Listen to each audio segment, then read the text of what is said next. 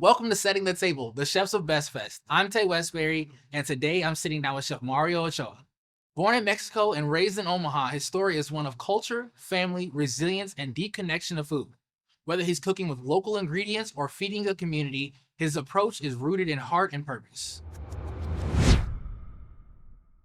Well, Chef, it's a pleasure having you. I love sitting down talking to you, man. Anytime, it's always a great time, man. So tell me first off your name and where you're from and what was it like growing up there? My name is Mario Ochoa Vital, and I was born in Mexico, grew up in Omaha, been here since I was like 7 years old. And it's been great Yeah. growing up here. I love it. So what town in Mexico though? I mean, because Mexico, you can't just say that. Like, you gotta say, what town are you from? Okay, so I'm from like the Nebraska of Mexico, Okay. right in the center. It's called Zacatecas. That's the name of the state, and it's literally right in the center of Mexico, so Yeah. you can't not find it. Yeah. Honestly, I've never heard of it though. Yeah. What is that town known for? We are known for silver mining, Okay. and food. Mhm. So I mean, a lot of great things come from Zacatecas. Just kidding. There you go. No, seriously. I mean, you're an incredible chef, and like, tell me about like what was it like growing up there? So Or I actually being do, you said I there actually there do till 7, remember. right? Yeah, I do remember like growing up in Mexico in Zacatecas, and my dad was a farmer, my Mhm. mother was an entrepreneur, so I got to experience a little bit of both sides of those two things, and I actually remember going out to the land and watching my dad um, you know plant crops and cultivate and do all the things. So that was fun to experience that and to eat Yeah. and do all the things that you do in Mexico. And then it was a bit of a culture shock to move to the U.S. Mhm. As a 7-year-old. So Yeah. So, with your father being a farmer, did you had access to fresh produce and everything else? When did cooking come into play, and was it because you had all those things at your fingertips? yeah, so I once cited my sister as like my motivation to cook. Mhm. One of the reasons being she made some food for me and she burnt it. So Okay. then I was like, maybe I should just cook for myself Yeah. when we're hanging out. But no, I've been introduced to food, my entire life. I've really started taking it more seriously like around high school time. Yeah. And I was blessed to have an awesome instructor at the high school level. Her name is Maybelle Galusha, Mhm. and she was a dual instructor at Metro and at the Omaha Career Center, which is where I went for Nice. culinary. So yeah, that's Nice. So, what did food look like growing up? Like, is there a dish that you specifically like brings you back to your childhood? Like your ratatouille dish. What would that yeah. My mom's enchiladas. be? Okay. Yeah, her enchiladas are way different than any enchilada I've ever had. Okay, tell me about it. Because So first off, I know how you get down. Because before you even knew me, I knew you. I just do shopping online and looking for different things, restaurants to try, and I came across El Rancho. Yeah. And I saw your video and I was like, oh, he took the chile poblano and put it inside of the cheese quesadilla. I was like, that's genius. yeah. And so tell me, I mean, kind of bring me into like your mother's kitchen growing up. Tell me about these Yeah. enchiladas. How did she make them? What made them different from other enchiladas? So I didn't know that they were different until I started tasting other people's enchiladas. So the way she makes hers is she uses guajillo chilies, which is very common, Mhm. but she also puts chocolate in them.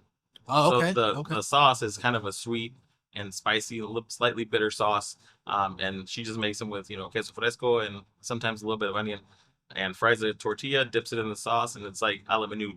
So it gets served immediately once Yeah. it's made. So there's a little bit of a crunch to the tortilla because it's fried, and then but it's also like drenched in the sauce. So that's her enchiladas are my favorite by far, and even like my significant other, my wife, and my siblings who've also now married, their spouses have come into our family and Yeah. fallen in love with my mom's enchiladas. So Yeah. that's awesome. But El Rancho is one of the places that also brings me back to my childhood because it's been in Omaha for like 30 years. So I grew up going there with my family, and I just never stopped. Yeah. I still go there every Sunday with my wife and kids. Really? I mean, they do an amazing job. I didn't honestly. I was at El Rancho probably in my early 20s, Mhm. but I was DJing there. Do you remember like the on the side of the building, on the west side of the building, they Yeah. have like was it a bar or something? Or Yeah. okay, yeah, I think they've converted it to like more seating now. yeah, So if the front part is full, they Mhm. walk you through the back, and then there's like more seating to the back. yeah, no Yeah, doubt. I no remember doubt. that. That's crazy that Yeah. you were in there DJing. In there DJing, bro. I'm like, it's wild how just everything comes around in full circle. The evolution of places. Yeah, yeah. No, so high school. was when you really found your passion for cooking. Tell me about when it became more of like you seeing as it could be something like a career. So in high school, we did a something called a culinary competition. Mhm. It was through Metro actually, Okay. and we went and competed at the high school level with all the other area high schools in Omaha, and we won our first competition that we ever did. So I was a part of a team of four, and we did really well. And then I was offered a job by my mentor at the time, James Davis. He offered me a job at the Upstream downtown, and that's kind of when things really started evolving. And I decided that I wanted to pursue that after high school and Yeah. go work at the Upstream and do all the things and go to college. So that's really when I started taking it seriously. So would you say Upstream was like the kitchen that really invigorated you to be a chef? I would absolutely give them credit for that because um, back in like 2005, 2006, Upstream was probably the one of the highest grossing restaurants in the Midwest. Yeah. So the volume that they did there was insane. It was really I didn't know how fortunate I was to have started there because of how busy, like the high volume and the great standards that they had, operating standards, and just it was a great kitchen to be exposed to early on, and I definitely have taken a lot from there. I worked there for 5 years, so Nice. So in yeah. those 5 years, I know getting slammed hmm and long days and long nights. Where did you find your peace? Where did you step away to like take care of Chef Mario? I'm still looking for that. Yeah, I understand. No, I have always really just I feel like I have peace wherever I go, really. So I don't know that I needed to have like to find an escape from that.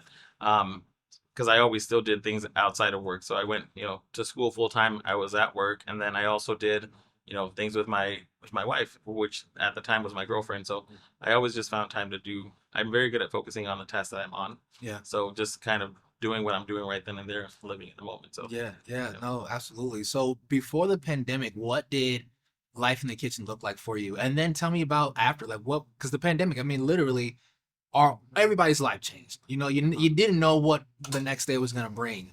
Tell me how that impacted your career. Yeah, so at the time I was owner operator of MOV Catering, and that's all I did. So I did catering.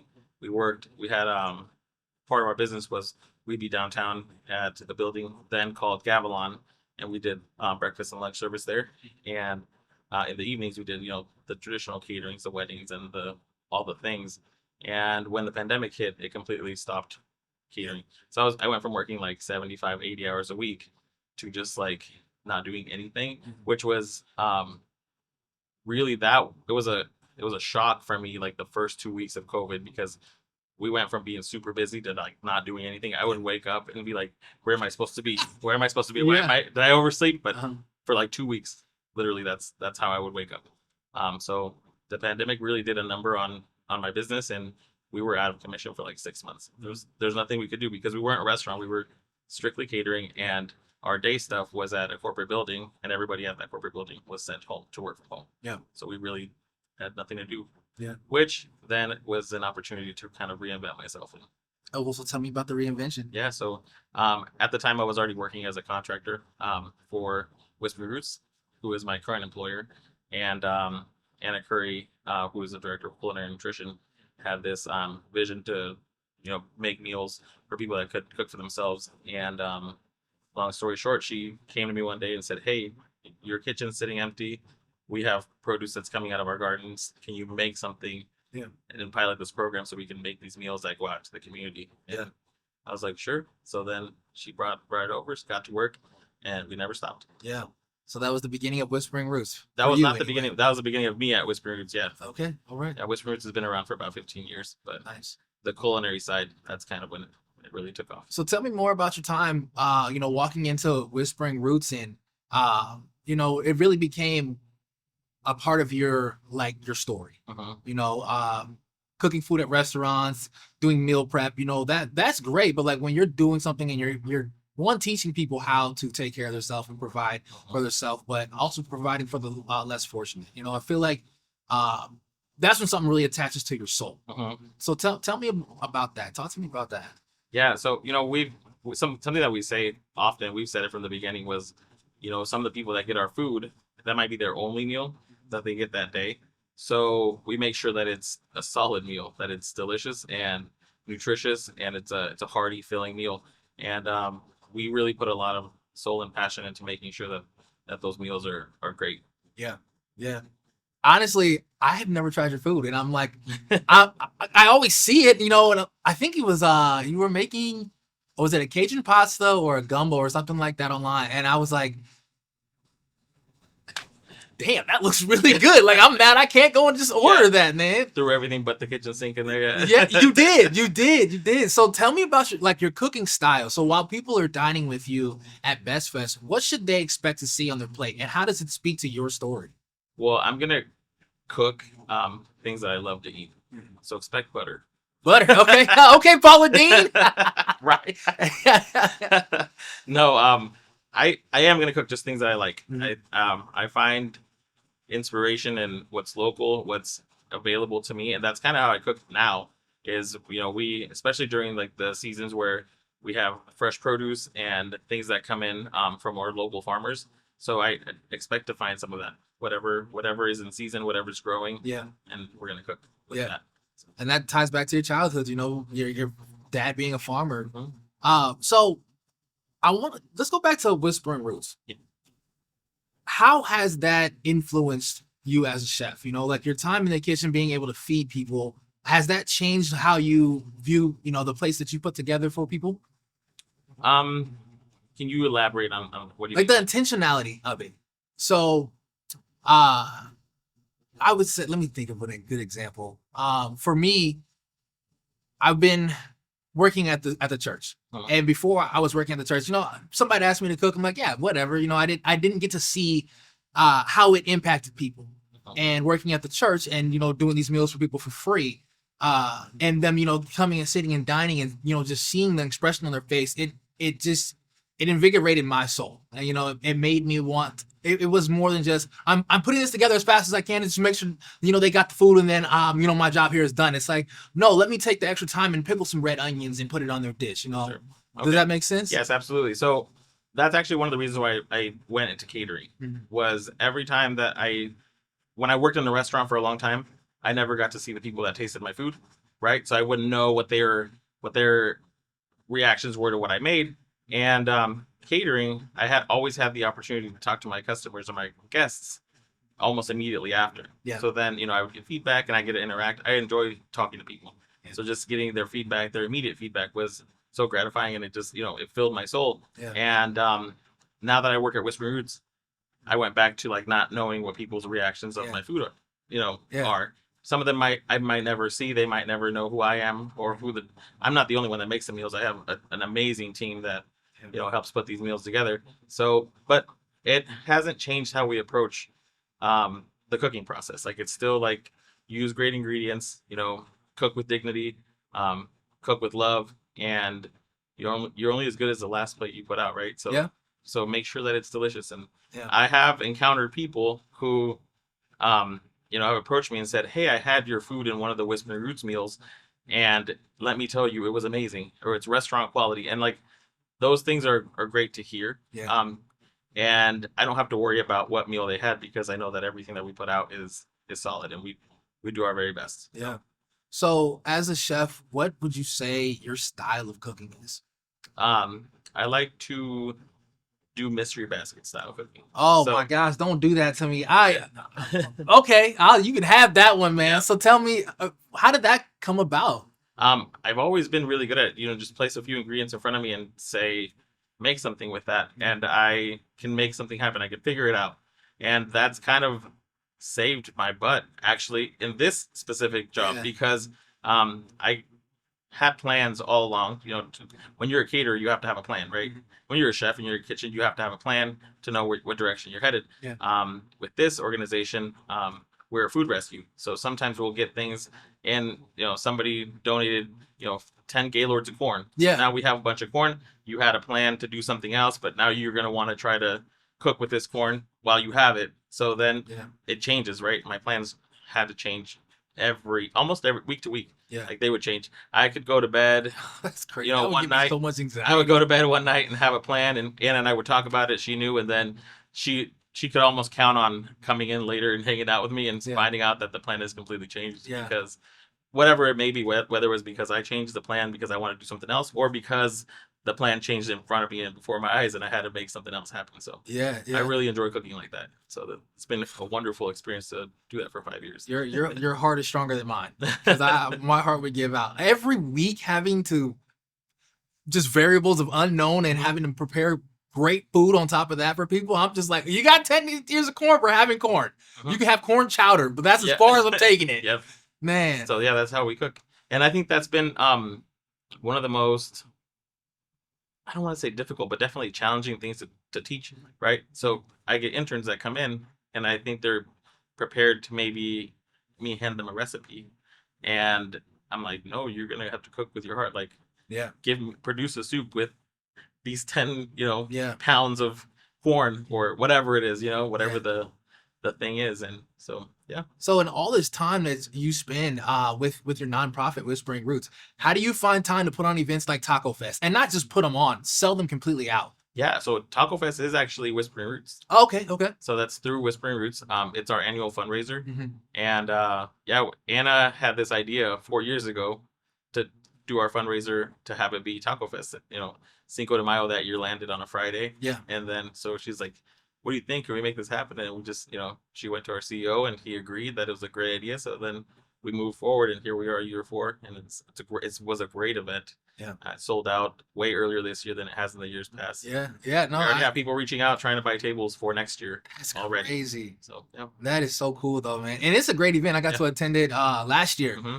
And I mean, you got food, music. I mean, there were people cooking carnitas like right in front of you, like the whole, like even with the ribs. I've always seen like the ribs on carnitas online, but he was like, no, here, you could have this. Just walking through it. Hand you a bowl with yes. And it was the best one I've ever had. Yeah. It was insane, man. El Viejon does an amazing job. They had somebody there making handmade tortillas, and he just, if you walk past him, he's gonna hand you a piece of carnitas. Yeah, no, and that's maybe on a bone. Even. Yeah, no, it was he did it, man. He did it.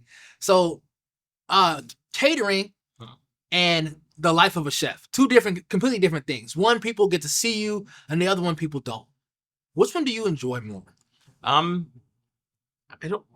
I think I enjoy them both equally. Okay. I enjoy the simplicity of just like making food that feels right at the time, and which is what I do now. And we make the food that feels right, tastes right, it looks right, and then it goes out, and then I move on, right? Yeah. Versus catering, usually those are events where it's a special occasion for somebody. It's a special moment, so you have to be even more intentional to make sure that you're accommodating to what their needs may be or what their wants and desires are, and then pull through, right? Yeah. And then you get to have their either instant gratification or not.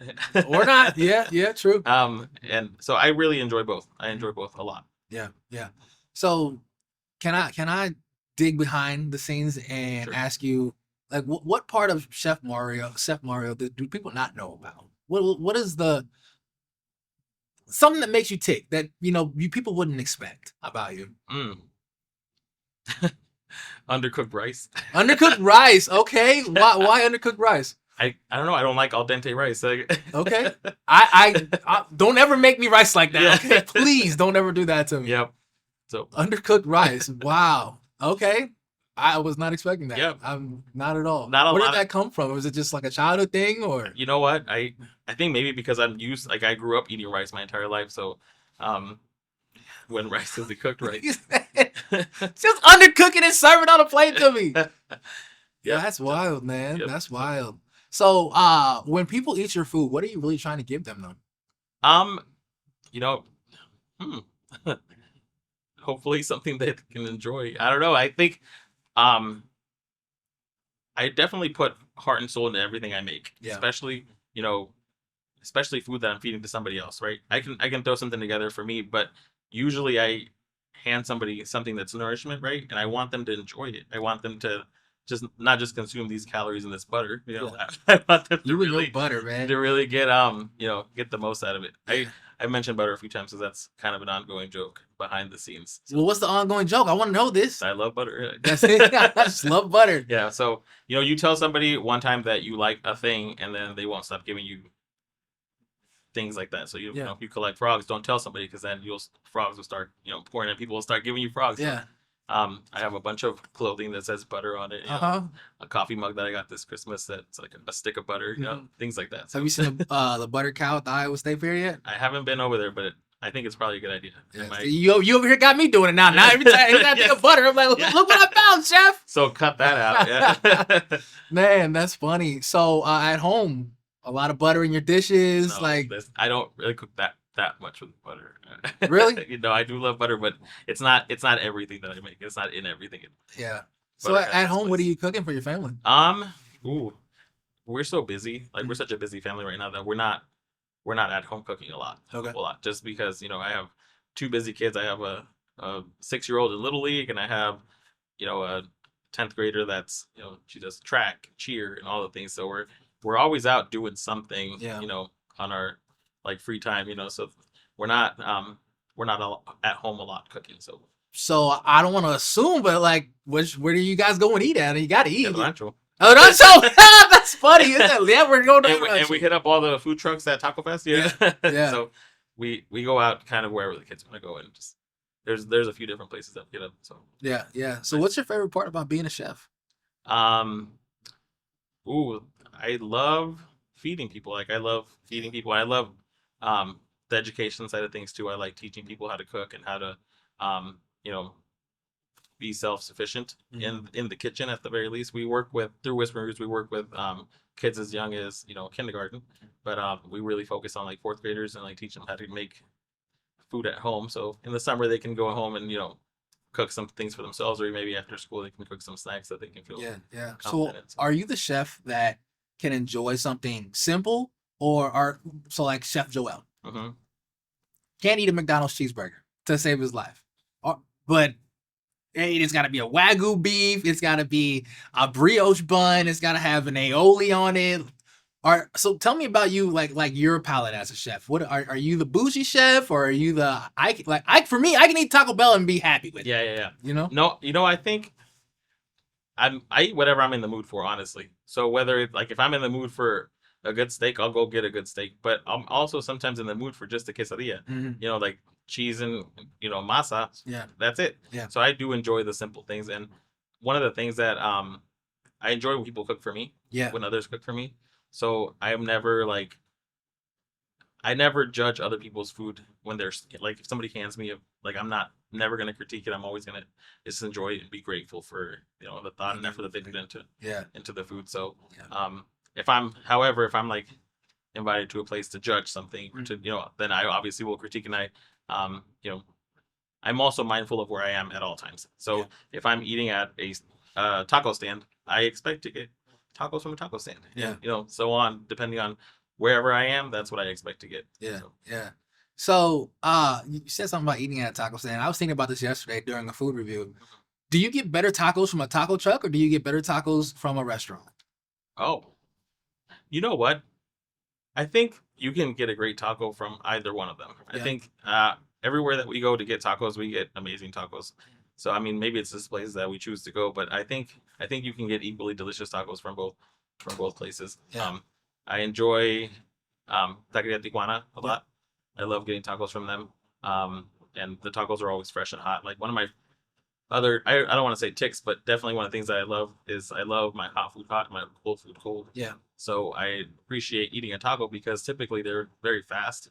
So when they hand it to you, it probably just came off the flat top, within 30 seconds. Yeah. So it should still be really hot. Yeah. The cold items on there should still be cold. Yeah. No, I completely agree with you on that. I hate getting food and having to drive home and eat it. Yep. Because in that span of time, the food changes. Mm-hmm. We were actually talking with Chef Gerald of the Fifth Taste, and he was like, "You eat my food hot. Right when I hand it to you, take a bite." Yep. And it's seriously, it does. I mean, you wait 5 minutes, the sauces have changed texture. The fresh items on the dish have had time to steam and lose their crisp. Yep. So there are certain things that I don't do take out. Yeah. But if we're gonna eat that, we're gonna eat at the restaurant. Otherwise, we're getting something else that'll make the drives. Yeah. So what does food mean to the community? It just seems like a broad question, but let me know if you need me to break it down a little Yeah, bit yeah. more. No, I mean, I think food is like so essential. I mean, it's literally how we survive, right? Mhm. But also like we use food to celebrate. We use food to like hang out, to talk. You know, I think food overall is just super, super important to the community.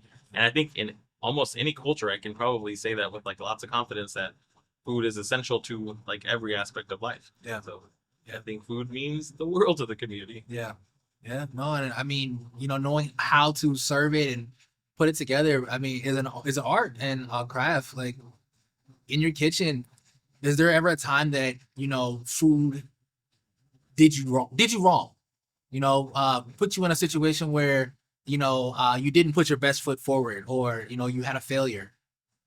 Um, I think more I did myself wrong than the food. Mhm. There was a time where I forgot about a catering order, Oh, okay.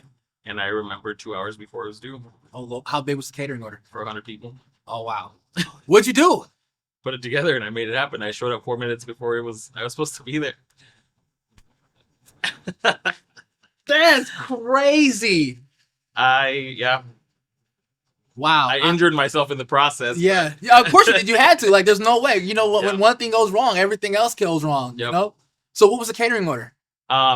Luckily, it was somebody that I'd worked with for a very long time, Mhm. and we'd worked together, so often that she just had full trust in me. She'd be like, "Hey, I need to feed 100 people.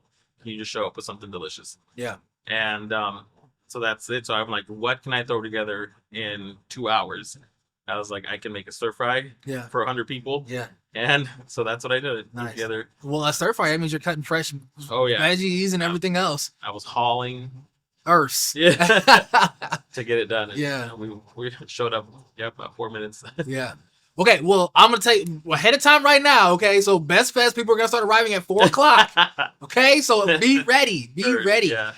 What made you say yes to Best Fest though? What is there anything in particular? Because I mean, the event, it's the first time it's been done, and a lot of people when they hear about an event, it's like I want to see how it goes before I agree to it. Sure. So what made you say yes? Chef.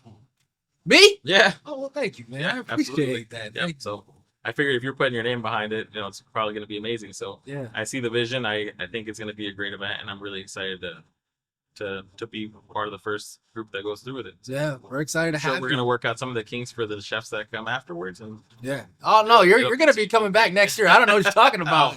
Your spot is solidified in the paint. Your store is in the pavement. Yeah, man. So yeah, of course. So what is gonna be your signature dish? Have you thought about that? Like we've teamed up with Omaha Steaks and they're gonna provide each chef with a protein. Mhm. Have you thought about what you want to put on the plate or what you want to do with it yet? I'd like it to be a surprise. Okay. So All right.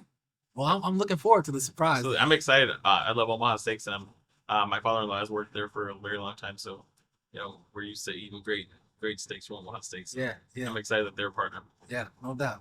Yep. Well, I don't have any other questions. Chef Awesome. Mario, I'm excited to sit down with you once again. It's always great conversation. Best Fest, June 20th. Chef Mario is going to be another one of the stars. I'm telling you, book your tickets now before he sells out. Awesome. Sweet. Awesome. Thank you, Chef. Of course. Thank you.